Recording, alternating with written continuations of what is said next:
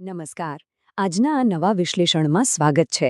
આજે આપણે દિલ્હીમાં શરૂ થયેલી એક એવી પહેલની સમજૂતી મેળવીશું જે ખરેખર જમીની સ્તર પર મોટો બદલાવ લાવી રહી છે.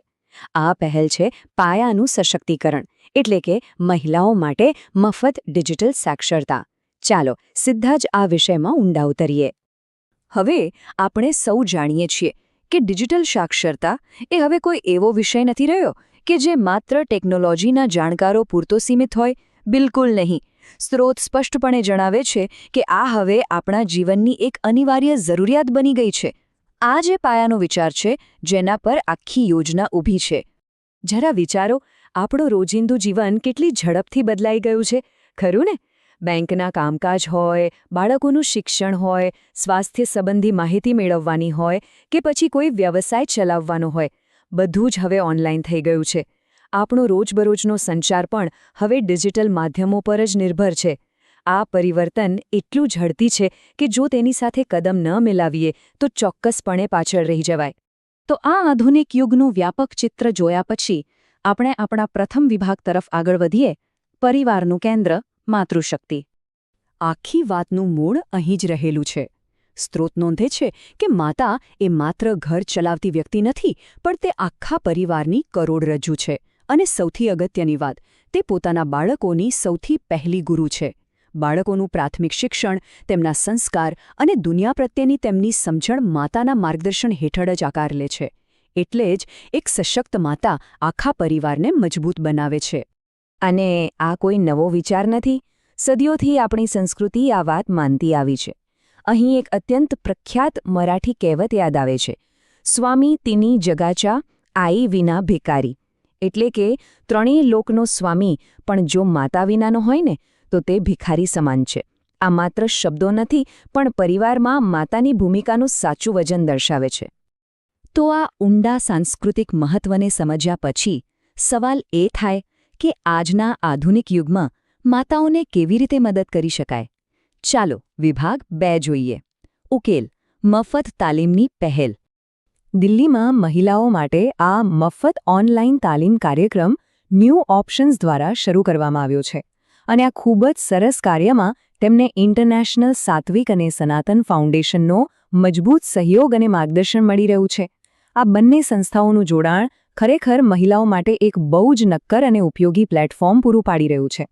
હવે જોઈએ કે આ તાલીમમાં બરાબર શીખવવામાં શું આવે છે. આ આખા અભ્યાસક્રમના 3 મુખ્ય સ્તંભ છે. પહેલું, ડિજિટલ સાક્ષરતા, એટલે કે સ્માર્ટફોન અને ટેકનોલોજીની પાયાની સમજ. બીજું છે ડિજિટલ સુરક્ષા, જે આજકાલ અત્યંત જરૂરી છે. અને ત્રીજું, ડિજિટલ માર્કેટિંગ. આ ત્રણેય વિષયો એટલા કાળજીપૂર્વક પસંદ કરાયા છે કે મહિલાઓ માત્ર જાણકાર જ નહીં, પણ આર્થિક રીતે સક્ષમ પણ બની શકે. આ તાલીમ કેમ આટલી મહત્વની છે તે સમજવા જેવું છે. એક તરફ જુઓ, જો ડિજિટલ દુનિયાની સાચી સમજ ન હોય તો સાયબર ક્રાઇમ, ખોટી માહિતી અને ઓનલાઈન છેતરપિંડીનો ભોગ બનવાનું મોટું જોખમ રહે છે. પણ બીજી તરફ, જ્યારે એક માતા ડિજિટલ રીતે જાગૃત બને છે, ત્યારે તે પોતાના બાળકો અને પરિવાર માટે એક અભેદ્ય સુરક્ષા કવચ ઊભું કરે છે. તે ઓનલાઈન જોખમોને ઓળખીને પરિવારને બચાવી શકે છે. અને હા, આ બધું માત્ર સૈદ્ધાંતિક વાતો નથી હો.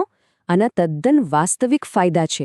સાયબર છેતરપિંડીથી રક્ષણ તો મળે જ છે, સાથે સાથે એક જાગૃત માતા પોતાના બાળકોને જવાબદાર ડિજિટલ નાગરિક બનવાની સાચી દિશા બતાવે છે. એટલું જ નહીં, ડિજિટલ માર્કેટિંગ જેવા કૌશલ્યો શીખીને તે ઘરે બેઠા સ્વરોજગાર પણ મેળવી શકે છે, જે આખરે પરિવારની આર્થિક સ્થિતિને જબરદસ્ત મજબૂતી આપે છે. સ્ત્રોતમાંથી મળેલું એક રૂપક ખરેખર ખૂબ જ સ્પર્શી જાય તેવું છે. જુઓ, જેમ માતાના હાથનું પીરસેલું ભોજન પરિવાર માટે અમૃત સમાન હોય છે, બરાબર તેવી જ રીતે આજના આ ડિજિટલ જમાનામાં તેની ઓનલાઈન જાગૃતિ એ પરિવાર માટે અંતિમ સુરક્ષા કવચ બની જાય છે. વિચાર કરો, માતાનું ડિજિટલ જ્ઞાન હવે ભોજન જેટલું જ આવશ્યક અને જીવન રક્ષક બની ગયું છે. છે ને અદ્ભુત વાત? આ સશક્તિકરણની અસર માત્ર એક વ્યક્તિ પૂરતી સીમિત નથી રહેતી. આ તો એક આખી સાંકળ છે. સૌથી પહેલાં, આ તાલીમ દ્વારા મહિલાઓ આત્મનિર્ભર બને છે. બીજું, જ્યારે મહિલાઓ જાગૃત થાય ત્યારે તેમના પરિવારો સુરક્ષિત રીતે પ્રગતિ કરે છે. અને ત્રીજું પગથિયું, જ્યારે પરિવારો મજબૂત થાય ત્યારે આપોઆપ સમગ્ર સમાજ અને છેવટે આપણું રાષ્ટ્ર મજબૂત બને છે. એક નાનકડી શરૂઆતથી લઈને રાષ્ટ્ર નિર્માણ સુધીનો આ કેવો સરસ પ્રવાહ છે. તો આજના વિશ્લેષણના અંતે એક ઊંડો વિચાર કરવા જેવો છે.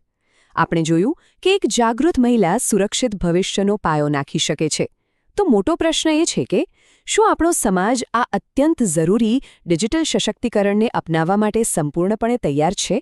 શું આ પાયાને મજબૂત કરવા માટે પૂરતો સાથ મળી રહ્યો છે? આ એક એવો સવાલ છે જેના પર સૌએ વિચારવાની જરૂર છે. આ વિશ્લેષણમાં જોડાવા બદલ ખૂબ ખૂબ આભાર. આશા છે કે આ સમજૂતી સૌના માટે ખૂબ જ રસપ્રદ અને માહિતીપ્રદ રહી હશે.